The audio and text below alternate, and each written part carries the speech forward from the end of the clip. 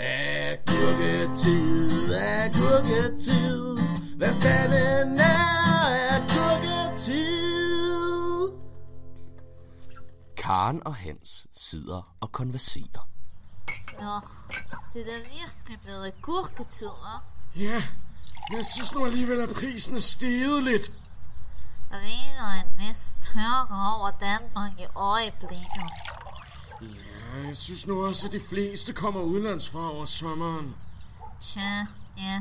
Der er ikke en vind, der rører sig derude i marken. Ja, det er rigtigt. Charlotte har også sagt, at der er tørt ude i kolonihaven. Ja, hende der Charlotte, hun omgiver sig da vist også kun med tør kiks.